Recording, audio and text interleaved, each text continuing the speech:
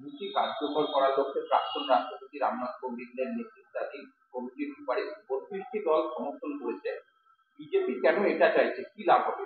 আর 15টা দল বিরোধিতা করেছে, কেন করছে? গণতান্ত্রিক দেশে এক দেশ এক ভোট চালু করা সত্যি কি সম্ভব? অসুবিধে কোথায়?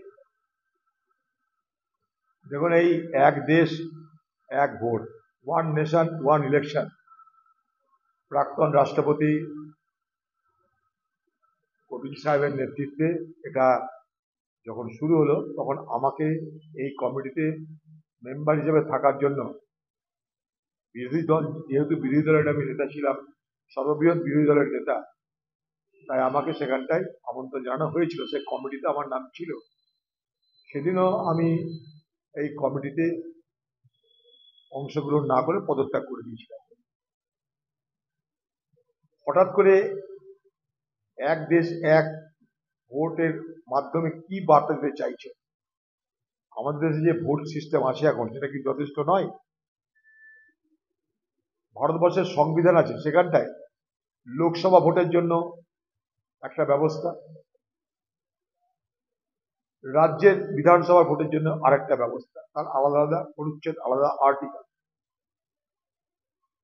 ভারতবর্ষ একটা যুক্তরাষ্ট্রীয় পরিকাঠামো। এখানে সব রাজ্যে একসঙ্গে ভোট করতে গেলে এবং সব ভোট একসঙ্গে করতে গেলে যে পরিকাঠামো দরকার, সে পরিকাঠামো আমাদের দেশে নেই। এত জনসংখ্যা, এত পরিকাঠামো আমাদের দেশে নেই। এমনি একটা ভোটেই আপনার অফিসার দিতে পারছে না, একটা ভোটে কেন্দ্রীয় বাহিনী আনতে দম বার হয়ে যাচ্ছে, অফিসার পাওয়া যাচ্ছে না, ব্যালট সামলানোর, ভোট করানোর, প্রিজাইডিং অফিসার, পোলিং অফিসার। এত ভোট হলে কোথায় যাবে?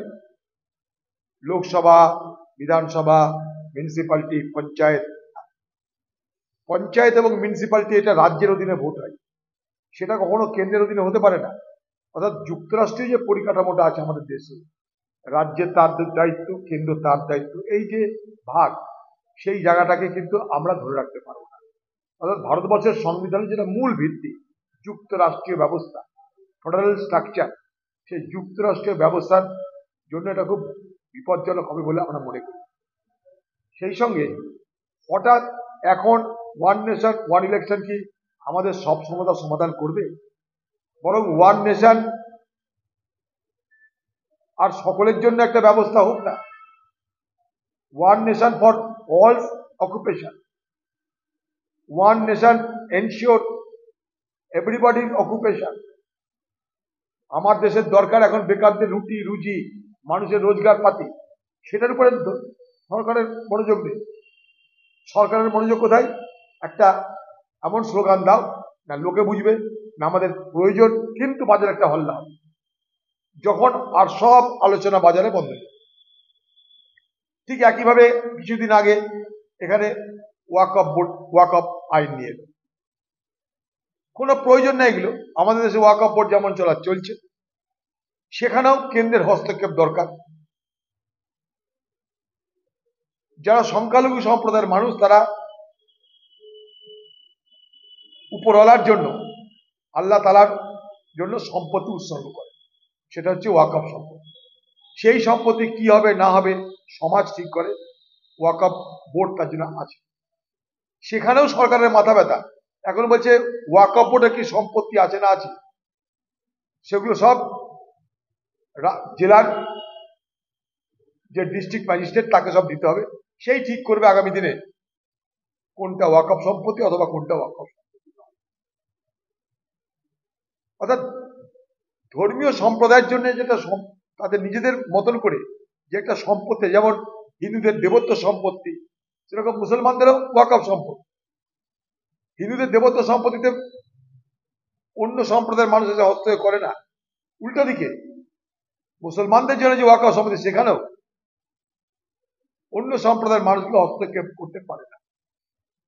সেখানটাই ডিএম ঢুকে যাচ্ছে, সেখানটাই সরকারি অফিসার ঢুকে যাবে, সেখানটাই পার্টি ঢুকবে, সেখানে মহিলাকে দিতে হবে, নানা রকমের ফ্যাকড়াবাজি করে গোটা ওয়াকফ যে সিস্টেমটা আছে আমাদের দেশে, ওয়াকফ সম্পত্তির উপরে তারা হস্তক্ষেপ করতে চাইছে। একদিকে কেন্দ্র তারা ওয়াকফ বোর্ড নিয়ে ভাবে না, ওয়াকফ বোর্ডগুলো কি করে শক্তিশালী হবে, ওয়াকফ বোর্ডের সম্পত্তি কি করে বাড়বে তা জন্য মাথা ব্যথা নেয়। উল্টো দিকে রাজ্যেও মুসলমান মুসলমান মুসলমান নামে ভোট হয়, অথচ রাজ্যের ওয়াকফ সম্পত্তি লুট হয়ে যাচ্ছে। রাজ্যের ওয়াকফ সম্পত্তি করে তথ্য পশ্চিমবঙ্গ সরকার দিতে পারে না। বলুন পশ্চিমবঙ্গের ওয়াকফ সম্পত্তি কত, রাজ্য বলতে পারবে না। পশ্চিমবঙ্গের ওয়াকফ সম্পত্তি থেকে রাজ্যে রোজগার হয় কত, বলতে পারবে না।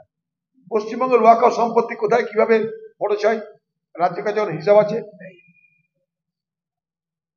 এবং ওয়াকফ সম্পত্তিগুলো বেআইনি ভাবে বিপথে একটা বড় অংশের ওয়াকফ সম্পত্তি যারা প্রমোটার তাদের কাছে চলে যাচ্ছে, সরকারের মাথা ব্যথা নাই।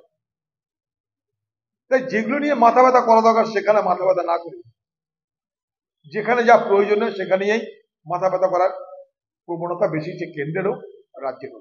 আজকে তাই ওয়াকফ যে আইন আনা হয়েছে, যে আইন পার্লামেন্টে কংগ্রেস দলের বিরোধিতার কারণে সরকার বাধ্য হয়েছে যে এই আইনটাকে পাস না করিয়ে জয়েন্ট পার্লামেন্টারি কমিটি, যৌথ পার্লামেন্টারি কমিটির কাছে পাঠিয়ে দেওয়া এবং সরকারকে বাধ্য করা হয়েছে সিদ্ধান্ত না নেওয়া।